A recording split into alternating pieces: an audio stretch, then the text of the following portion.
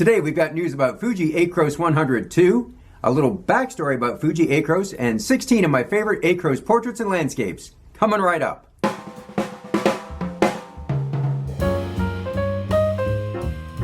I usually leave this kind of stuff to Nico over at Nico's Photography News, but word broke this week that Fuji will be ready to ship their new Acros 102 film in both 35mm and 120 on Friday, November 22nd, 2019. Now that's only a week away from the time I'm filming this video.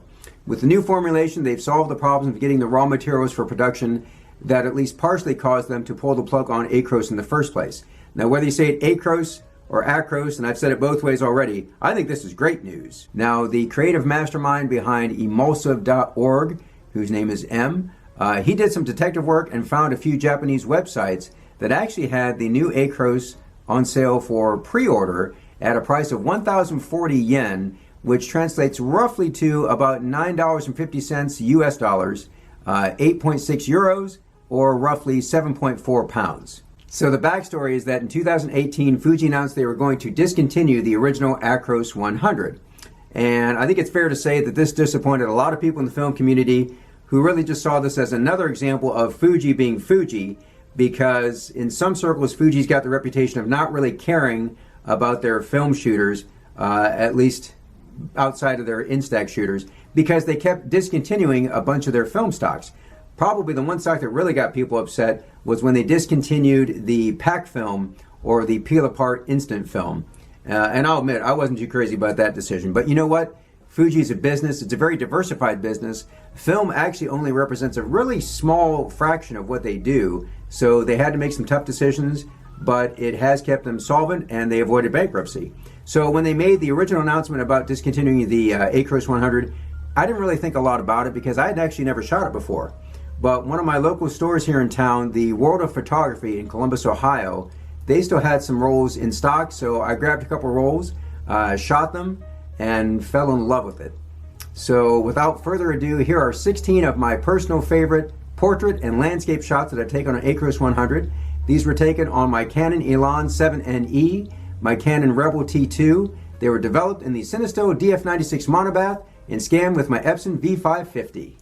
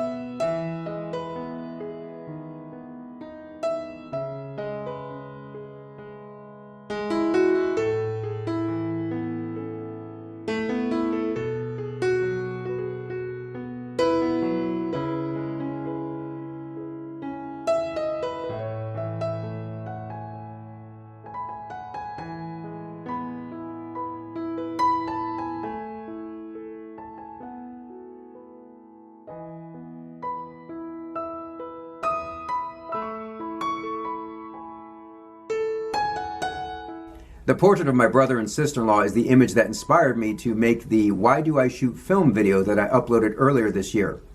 I think that the fine grain of Acros is very well suited to portraits, and if you want to check out some gorgeous Acros work, go ahead and go to the great Ted Vieira's channel here on YouTube. Ted, of course, hosts the Photography Matters podcast, and you can find him on Instagram at TAV_photography.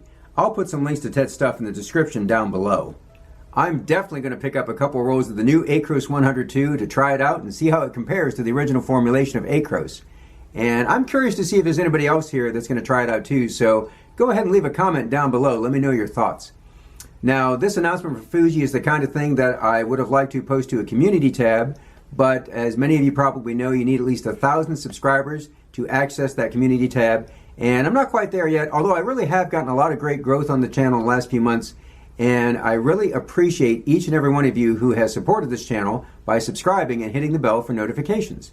If you like this video, make sure to give it a big thumbs up down below, and if you hated this video, make sure to give it a big thumbs down.